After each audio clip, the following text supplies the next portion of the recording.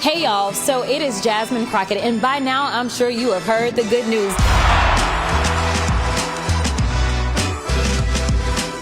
Yes, it is true. I am running to become your next United States Senator from the state of Texas. So I want to be clear. I'm not running just to run. This is about winning.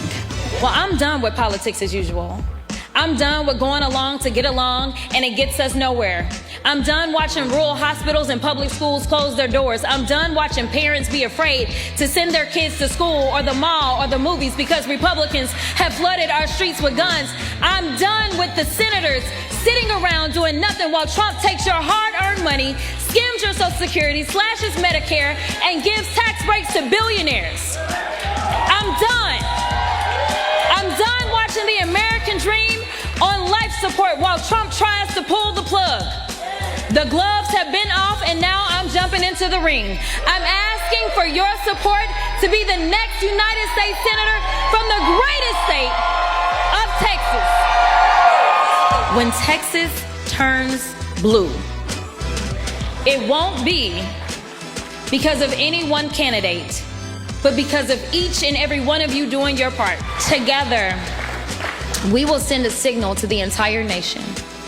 Don't mess with Texas. Jasmine Crockett is Texas tough. And certainly don't count us out. Jasmine Crockett is Texas tough. It's our time. Jasmine Crockett is Texas tough. We are one. Man, Jasmine Crockett is Texas tough. God bless Texas and let freedom ring. You guys got to get out there and vote. You know what to do. That's right. We are starting voting on February 17th, and you heard it from the Kelly Rowland. Let's get out and do it. You have a voice, just go use it. I go to work every single day that we're in session in DC. When I'm not in DC, I am absolutely in Texas traveling. There is no other candidate that will outwork me, and those are just the facts. Last weekend, we did over 17 stops in 2 days. I did not sleep because it was my decision to run for office. So I can't say, well, I'm sorry, I gotta be at work. Yes, I'm gonna show up for the job that I was elected to do, and that is why I am better qualified to actually go back to DC, because I am in the belly of the beast, because people know what it is to have my representation on the federal level. We have a record number of both Republicans and Democrats that are currently leaving because they don't know how to navigate this terrain. People don't have to question or wonder who I am in this specific moment. They know who I am in this specific moment. So while we are facing a government shutdown that most likely is going to occur, I am still showing up. If I don't have to be in DC, I am right here on the ground talking to the people, meeting them where they are, and I am doing it in a very, very aggressive way. So I'm with y'all this morning, but I did 4 clubs last night, and I also did a roundtable of local leaders in Houston. Got up this morning. We still have 2 more stops in East Texas, and then I'm gonna head to Dallas. I won't be done until about midnight. I will work, and that is what will matter, and that's what will make the difference, and that is how I'm gonna win. Let me get this straight.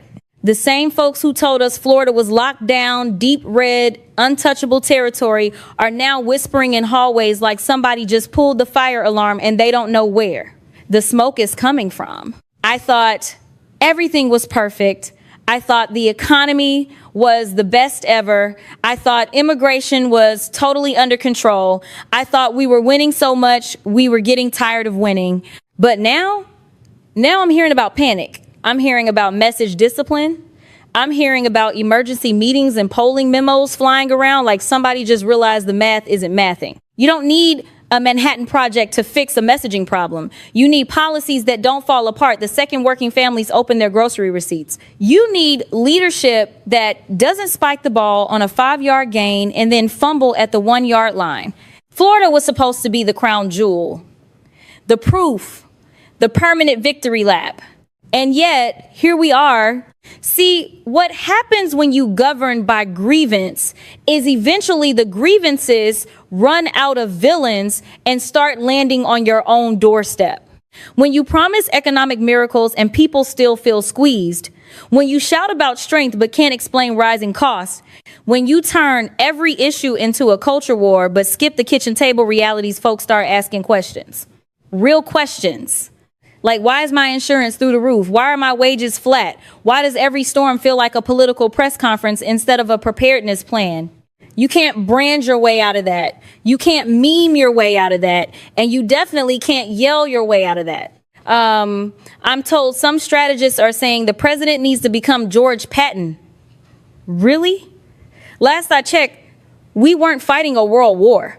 We're trying to manage a state with retirees, small businesses, working parents, veterans, and communities that actually want stability more than theatrics. You don't win midterms by cosplay. You win midterms by competence. And let me say this gently. Florida voters are not props in somebody's highlight reel. They are not background actors in a campaign trailer.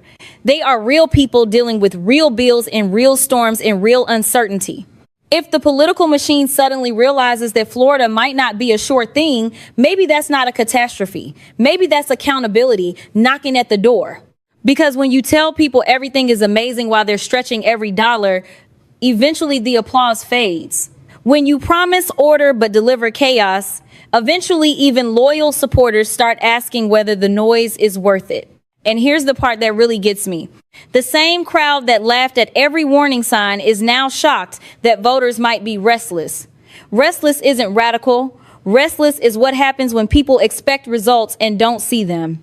Florida isn't turning into anything overnight, but pretending it's immune to consequences, that's the real fantasy. So if there's panic in the room, maybe it's not because the sky is falling. Maybe it's because the illusion is thinning. You can dismiss critics. You can mock concerns. You can spin headlines into confetti, but you cannot outrun arithmetic. And come midterms, arithmetic always shows up. As we sit here on January 6th, I do want to be clear. Somebody else was trying to be a Maduro of the United States. Yep. Somebody else wanted to do the exact same thing. Yep. The difference is Maduro was successful. Mm-hmm. I also want to point out that we now, in the state of Texas and around this country, are enduring this ridiculous redistricting scheme. Mm-hmm. Mm-hmm. Again, because he doesn't really believe in free and fair elections. Mm-hmm. So again, this idea that he is doing this for a great reason, he made it clear, because it's my understanding that when he went into that press conference, he said at least 20 times, oil, oil, oil, mm-hmm. oil, oil. He sure did. Listen to him when he speaks. He's telegraphing. And so Jack Smith, I hate that he did not get his day in court. I hate that.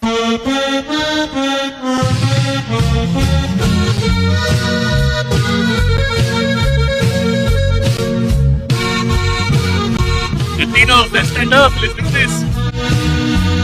No soy la sangre del indio, soy latino, soy mestizo. Somos de todos colores y de todos los oficios.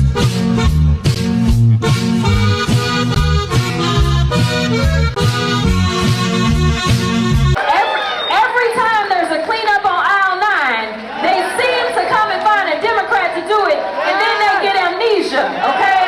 So I'm telling you, I am confident. It doesn't matter who the Democratic nominee is going to be, we're going to win. But what are we going to need to do then? For me, it's getting aggressive. Now listen, I'm not going to say this is what we're going to do, but I'm telling y'all what my vision would be.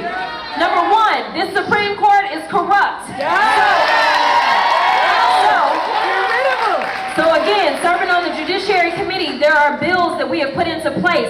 We need to have some real guardrails around this Supreme Court. Because the Supreme Court has paved the way for half the stuff that we see that's going on. Listen, Donald Trump is a piece of shit. Okay, we know that. He is. But in a functioning democracy, he still would not be able to get away with this. But he's been able to get away with this because the House Republicans are complicit. He's been able to get away with this because Senate Republicans are complicit. But most importantly, the courts, especially the Supreme Court, is complicit. And so I think one of the places that we have to start is we are absolutely, they are the highest court in the land. lens, and they have no ethics guardrails. Now you go down to the lower